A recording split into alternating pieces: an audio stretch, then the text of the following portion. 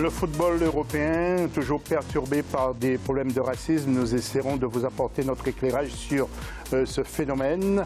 Et puis nous parlerons aussi de vrai football avec la Ligue des Champions et la Coupe Europa. Et puis nous allons parler également de basket. Pour parler de basket dans une émission de football, eh bien avec nous Sira Silla, qui est journaliste sénégalaise. Bonsoir. Bonsoir. Je suis vraiment très heureux de te voir. Je te vois parce qu'on se connaît depuis longtemps, on se voit souvent sur les terrains de basket. Alors, tu es là avec nous pour parler d'un événement de basket. On peut juste dire quelques mots? C'est ça, c'est un événement de basket qui a lieu le vendredi 19 avril à la Georges Carpentier à Paris. Et c'est dédié à la CID Academy, qui est une académie de basket au Sénégal. Donc il y a des fonds qui seront reversés à la CID Academy. C'est une opération pour le Sénégal. C'est une opération pour le Sénégal, voilà. Et toi, tu es à la tête avec tout un ensemble de personnes? Je coordonne les choses entre l'association sénégalaise et le Paris Basket, qui est un club de basket pro qui organise cet événement. Tu écris toujours beaucoup sur le basket? Toujours. La NBA, beaucoup sur les baskets féminins, ouais. Mais encore un petit peu sur d'autres baskets également. D'accord. Nous avons avec nous donc un consultant qui est béninois, il s'appelle Souleymane Akindele, et puis un ancien footballeur du Togo qui s'appelle M. Charles Toplé. Les internautes tout de suite, comme d'habitude.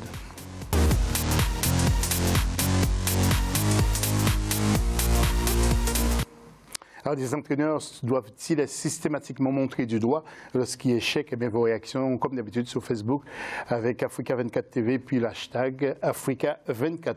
Le foot international, tout de suite.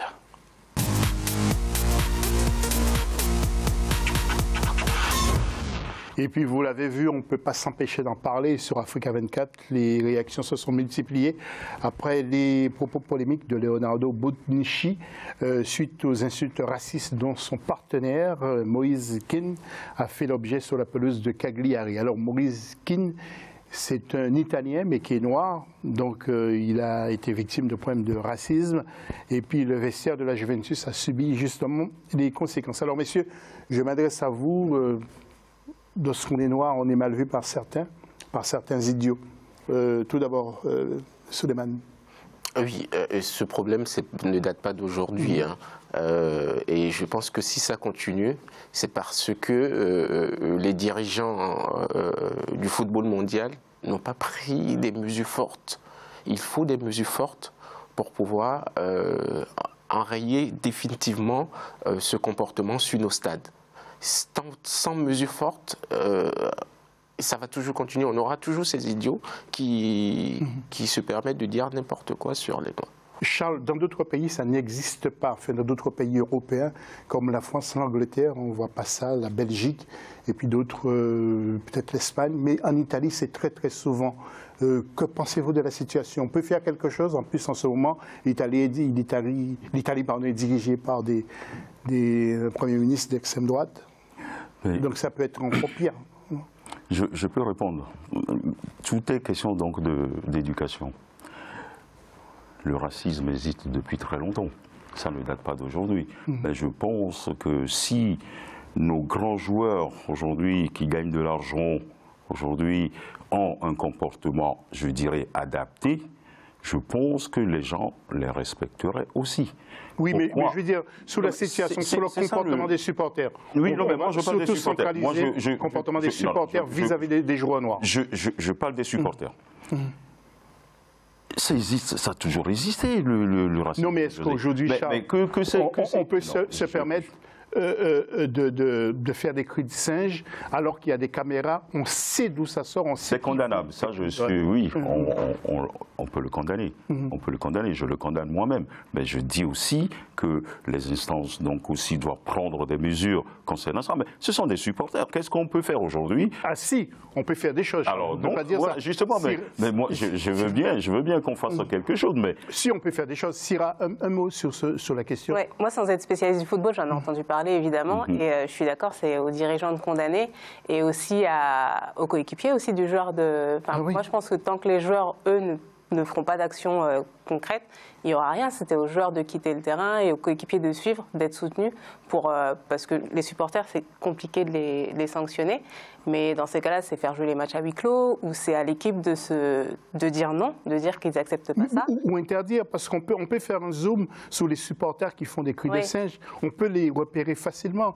Il y a des agents qui ont des tenues spéciales pour pouvoir repérer ces gens-là. Nous allons écouter justement l'entraîneur de la Juventus, Massimiliano Allegri. Écoutez ce que lui-même il dit. Écoutez. L'arbitrage a arrêté le match à la fin à cause d'insultes racistes émanant des tribunes après la célébration de Keane. Reparler de cet épisode est inutile. Nous avons les outils pour arrêter cela. Nous avons des caméras que nous pouvons utiliser pour attraper les personnes qui font cela. C'est simple, il faut des règles drastiques. Ces personnes devraient être interdites de stade à vie, pas seulement pour un mois ou un an. Si tu fais une erreur, tu dois payer, point final.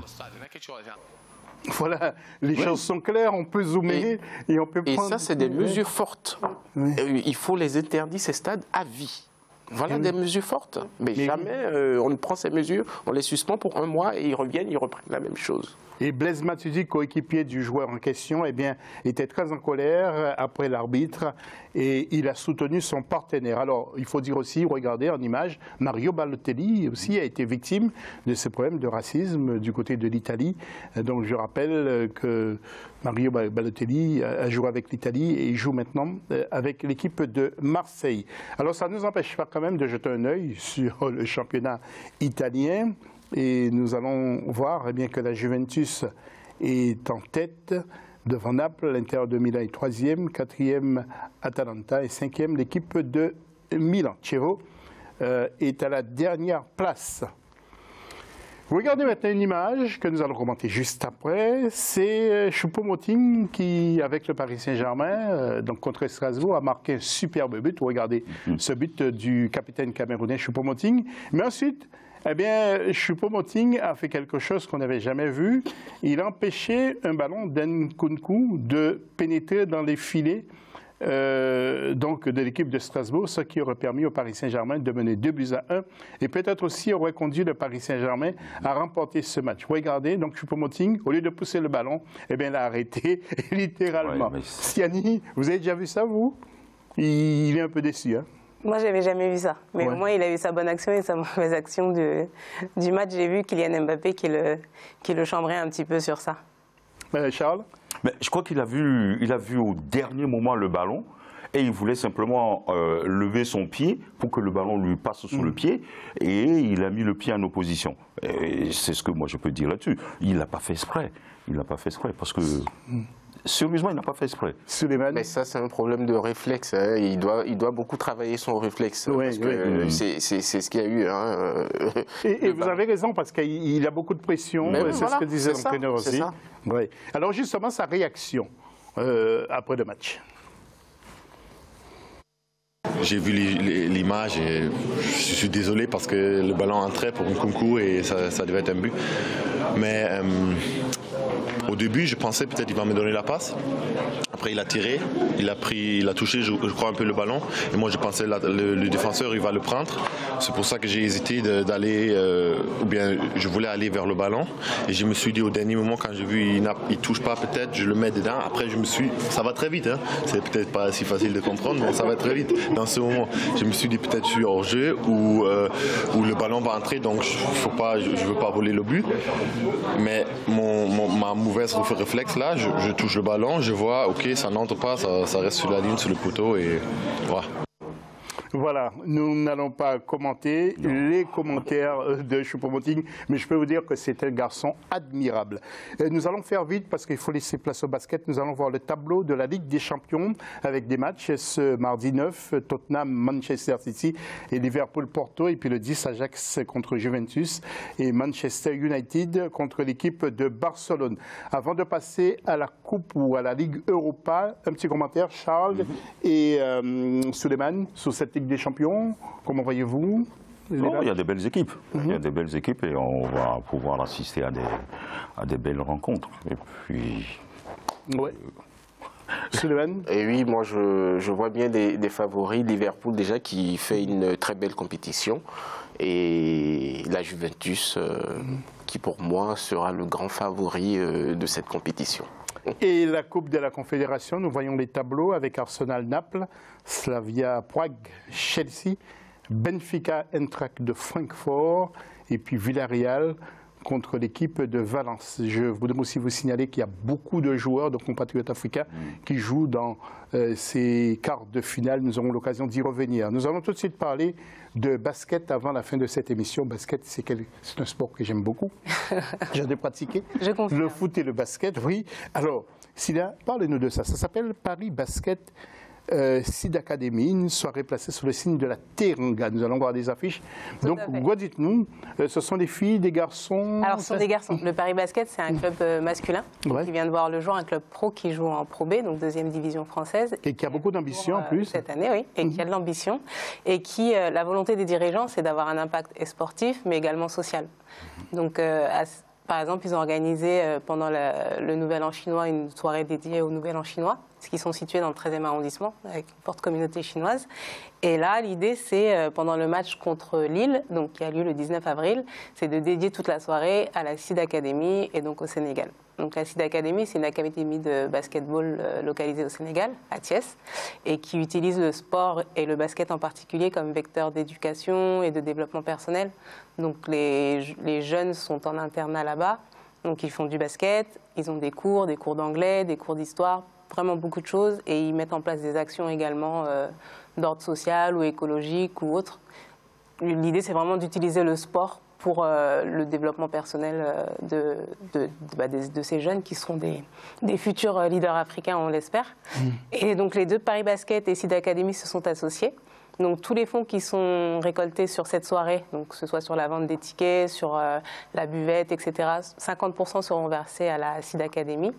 Et du coup, pendant toute la soirée, toutes les animations, la buvette sont sous le signe de la Teranga, donc du Sénégal. On aura des percussionnistes. Des couleurs et des percussionnistes. Alors c'est à quelle heure le 19? C'est quel jour? Ça tombe vendredi 19 avril à 20h. À partir de 20h. À partir de 20h, voilà. Ça va durer jusqu'à 22-23h. Il y a une exposition photo dans la salle, donc des photos de la Seed Academy, et on a une projection d'un documentaire de la Seed Academy juste avant le match. Et du coup, les places sont disponibles, et avec le code promo SEED 1904, c'est 50% de ces places achetées seront reversées à la Seed Academy. Ça signifie que des joueurs de la Seed Academy peuvent aussi intégrer l'équipe de... Alors l'idée, c'est peut-être d'avoir une première collaboration, et puis pourquoi pas voir il y a beaucoup de joueurs africains qui évoluent en France, d'origine africaine qui évoluent en France, et pourquoi pas, l'idée serait de faire de la détection, pourquoi pas là-bas, parce que la Seed Academy forme des jeunes, et ces jeunes, après, ont pour vocation d'évoluer soit en France, soit en NBA aux États-Unis, et pourquoi pas avoir dans une collaboration à plus long terme, voire une espèce de partenariat où la Seed envoie ces jeunes faire des détections au Paris Basketball. Alors, ceux qui sont dans la région parisienne le 19, donc rendez-vous à partir de 19h, parce que j'imagine qu'il y aura beaucoup de monde et il y a beaucoup de gens qui aiment le basket. Tous ceux qui sont en région parisienne, si vous êtes actuellement sur le continent africain et vous venez à Paris le 19, rendez-vous donc à la Halle Georges Carpentier. Georges Carpentier. Le 5e arrondissement à Porte de Choisy. Ouais, pour voir cette fête du basket, on rappelle, et on va revoir encore des photos.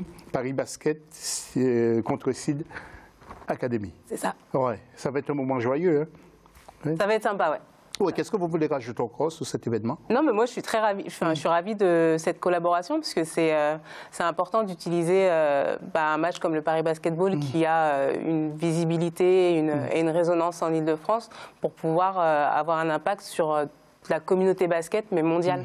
Pas juste parisienne. Là, on sort de Paris et on va au Sénégal. On va manger sénégalais, parce que si je viens, j'aurai faim. Tout à fait. Ouais. On a prévu la buvette et tout est aux couleurs du Sénégal. Tout est aux couleurs. Donc, c'est une soirée placée sous le signe de la Teranga. Exactement. Charles, si vous pouvez aussi... Oui, non, mais je suis vraiment ravi d'entendre ça, et je pense que des initiatives comme ça, c'est très, très, très, très bien, et il faut... Après, ce que moi je souhaiterais, c'est que de temps en temps, que ces grands joueurs puissent aussi amener les petits en Afrique pour qu'ils puissent rencontrer les jeunes que qui l'inverse se passe également. Voilà. Souleymane, vous pouvez venir aussi. Oui, Vous êtes attendu. en bien. tout cas bravo, c'est une belle initiative à encourager et puis on vous suivra. Merci. Sira, un dernier mot, donc vendredi 19 à la salle A à la Halle Carpentier à partir de 20h. Vendredi C'est ça. 19, c'est ça? Vendredi 19, oui. Vendredi 19. Donc tous avec le basket sous les couleurs du... J'aurais aimé venir te supporter, mais je pars en tournoi là, avec l'Académie de Boulogne. Billancourt. Alors bon, ça sera pour la prochaine fois. On reprend. Voilà. Mais il y aura d'autres personnes. Il y a beaucoup de téléspectateurs qui nous suivent et qui seront là, je l'espère, vendredi 19 à la Carpentier avec le basket et sous les couleurs de la Teranga. Merci à tous ceux qui ont participé à cette émission. Merci à Bertrand Abissonneau qui nous a quittés dans la deuxième partie. Souleymane Akindele, consultant et béninois qui vient pour la deuxième fois. Il y a Charles Topley, ancien joueur, ancien défenseur, éducateur, entraîneur du Togo, et puis Sira Silla, journaliste du Sénégal. Merci d'être venu. Merci beaucoup. Et puis bonne continuation. Merci. Et tiens bon. Merci à tous ceux qui m'ont aidé pour cette émission. Je vous donne rendez-vous lundi prochain, même heure, même antenne. Salut. Merci José.